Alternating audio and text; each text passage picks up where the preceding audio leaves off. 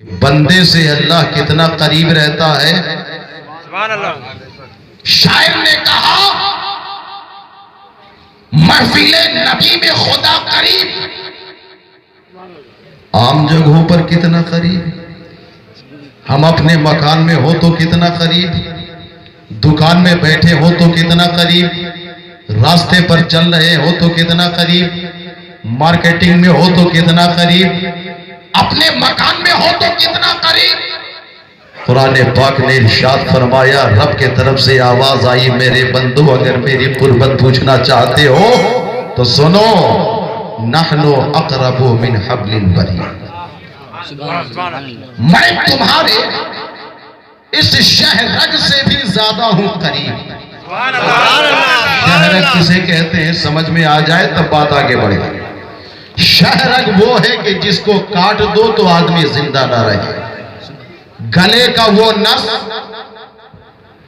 जिसे काट दो तो इंसान मर जाए, जानवर को काट दो तो जानवर मर जाए। पता ये चला कि हमारी जान उस नस से बहुत करीब है। पूरी जान का दारो मदार उस नस पर टिकी है। लेकिन अल्लाह इरशाद फरमाता है, मेरे बंदो वो नस जो तुम्हारे जान से ज्यादा करीब है, नहनु अक़रबु मिन हब्लिल वरीद, मैं परवरदिगार उससे भी ज्यादा हूं करीब। बोल दो सुभान अल्लाह। जब एक बंदा आम जगहों पर हो तो इतना करीब। हमने मुफ्ती साहब से पूछा, मुफ्ती साहब क़िबला क्या कोई और भी जगह है कि और करीब? सड़क के बोलो बोलो। मुफ्ती साहब क़िबला ने कहा, आप इमाम हैं। हमने कहा जी। कहा आपको मालूम होना चाहिए। हमने कहा बस बता दें आप। कहा कि जब बंदा आम जगहों पर होता है तो अल्लाह उसके जान से ज्यादा करीब, और वही बंदा जब उसकी इबादत की गरज से मकान में हो या मस्जिद में हो, मुसल्ला बिछा लेता है, मुसल्ले पे खड़ा हो जाता है तो अल्लाह और भी करीब हो जाता है। जब बंदा रुकू में चला जाता है और भी करीब हो जाता है। लेकिन उलमा फरमाते हैं, हैरत की बात ये नहीं बल्कि रब इरशाद फरमाता है कि जब बंदा हालत सजदा में होता है तो मैं बिल्कुल करीब हो जाता हूं।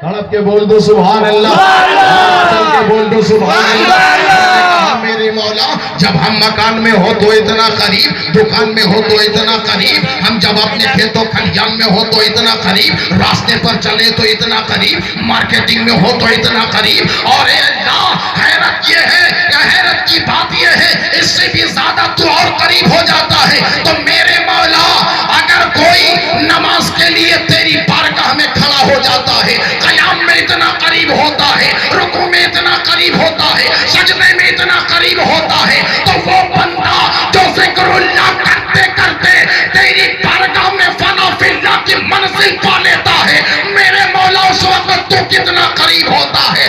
अल्लामा बुखारी ने बुखारी में तफसीर लिखी है, मन काना लिल्लाह काना अल्लाहु लहू, जो अल्लाह का हो जाता है अल्लाह उसका हो जाता है। अल्लामा बुखारी इरशाद फरमाते हैं, ए रब्बानी तुझे ताज्जुब करने की जरूरत नहीं है, हैरत में आने की जरूरत नहीं है। यह और बात है, अल्लाह जहां कहीं भी रहो तुमसे करीब होता है। नमाज में आ जाओ तो और करीब होता है, रुकू में चले जाओ और करीब होता है, सजदे में चले जाओ और करीब होता है। लेकिन सजदे में जा करके अल्लाह की बारगाह में रातों को गुजार करके, शब बेदारी करके, तकवा इख्तियारी करके वो बंदा जब मकबूले बारगाह खुदा हो जाता है तो रब के तरफ से पैगाम आता है, मन काना लिल्लाह काना अल्लाहु लहू, जो अल्लाह का हो जाता है अल्लाह उसका हो जाता है। बुखारी में अल्लामा बुखारी इरशाद फरमाते हैं, इसका मतलब यह है कि बंदा बंदा रहता है, जुबान बंदे की होती है, वो बोलने की ताकत खुदा की हो जाती है।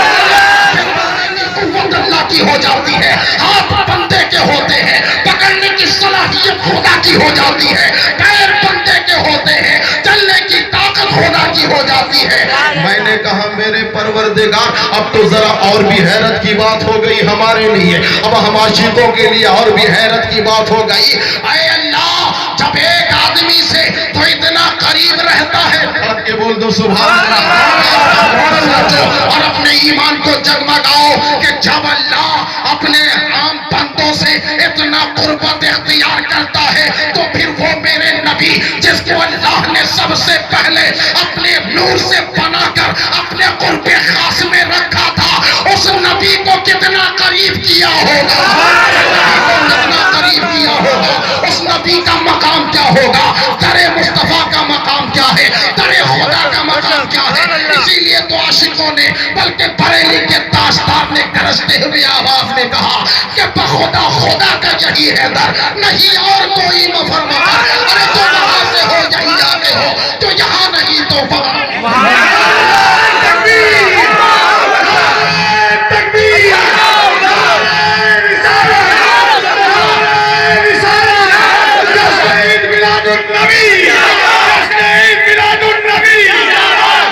उनके बोल दो सुभान अल्लाह। ये हमारे नसीबे की बात है। हमारे मुफ्ती साहब किबला फरमा रहे थे और उस नूर की वजाहत फरमा रहे थे, कह दो सुभान अल्लाह। यही तो बात चल रही थी। ये करम है परवरदिगार का कि जिसको करोड़ों बरस अपने पास रखा। हुजूर सैयदुना सरकार जमाल रजा खां साहब की तकरीर में भी आपने सुना था कि वो नूर चौथे हिजाब में चमकता रहा, चमकता रहा, चमकता रहा। सरकार ने पूछा, जिब्रील तुम्हारी उम्र कितनी? का मालूम नहीं, बस इतना मालूम है तारा था, चमकता था, मगर 70,000 बरस के बाद चमकता था। कह दो सुभान अल्लाह। 70,000 बरस के बाद चमकता था। या रसूल अल्लाह, एग्जैक्ट उम्र तो मेरी नहीं मालूम मुझे, बस इतना पता है कि वो तारा जो 70,000 बरस के बाद एक मर्तबा चमकता था, मैंने 72,000 मर्तबा देखा। 72,000 मर्तबा देखा। नबी ने पलट कर जवाब दिया, सुनो, वइज़्ज़तु रब्बी अना ज़ालिकल कौकब। अल्लाह की इज्जत और जलाल की कसम, जिस तारे को तू देखा करता था, मैं मोहम्मद ही वो तारा था, मैं मोहम्मद ही वो तारा था। या अल्लाह, तो चलो सरकार से ही पूछिए कि सरकार आपकी उम्र कितनी? कह दो सुभान अल्लाह। और एक बहुत अच्छा जुमला हुजूर जमाल रजा खां साहब ने आपको एग्जाम्पल के तौर पर बताया था कि जहां जिब्रील की उम्र का अंदाजा लगाना हो कि कितनी है, तो आप कैलकुलेटर उठाओ और कैलकुलेट करो। 70,000 को 72,000 से जब जरब दोगे तो 000 दिखा देगा, यानी कैलकुलेटर की गिनती फेल। जहां कैलकुलेटर की गिनती फेल, यानी कैलकुलेटर बताना यह चाहता है कि जिब्रील अमी की उम्र इतनी है, इतनी है, इतनी है कि गिनती के बाहर है, मैं गिन नहीं सकता। अरे जब गुलाम जिब्रील अमी जिस दर का खादिम, उस जिब्रील अमी की उम्र का अंदाजा नहीं, तो जनाबे मोहम्मदुर रसूलुल्लाह की उम्र का अंदाजा कौन लगाए? सुभान अल्लाह। मगर आशिकों ने कहा, सरकार आपका क्या हाल है? अगर आप ही वो तारा थे तो कब से थे? कह दो सुभान अल्लाह। तो नबी ने इरशाद फरमाया कि रब्बानी, ये जो कब का लफ्ज पूछ रहे हो, जब कभी ना था तब से था। जब कभी ना बना था, तब भी ना बना था, अब भी ना बना था, उस वक्त से था। सुभान अल्लाह, सुभान अल्लाह। कुछ ना बना था। अव्वल मा खलक़ल्लाहु नूरी, अल्लाह ने सबसे पहले मेरे नूर को बनाया। सुभान अल्लाह, सबसे पहले। अब इस सब को जब अगर इकट्ठा कर दिया जाए, अब इसी सब में कायनात की हर चीज आ जाए, कह दो सुभान अल्लाह। और अगर कुछ जुबानों पे उसे बयान करना हो तो रब्बानी यही कहेगा कि आसमान से पहले नबी का नूर था, जमीन से पहले नबी का नूर, कह दो सुभान अल्लाह।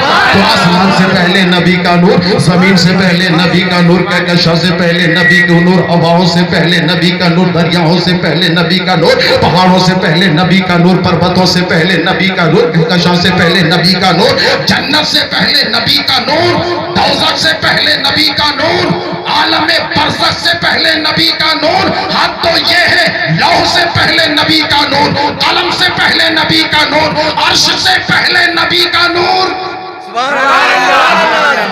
तो फिर वो नूर था जब कुछ ना बना था, तो बनाने वाला एक, बनने वाला एक, और कोई तीसरा है ही नहीं, कह दो सुभान अल्लाह। तो अब जब कुछ है भी नहीं तो अल्लाह ने कुर्बे खास में रखा, अपने कुर्ब में रखा और इरशाद फरमाया, ऐ मेरे मुस्तफा, जब तेरे नूर को बनाऊंगा तो किसी और को नहीं, बस तेरा नूर होगा, मेरा नूर होगा, कोई तीसरा ना होगा।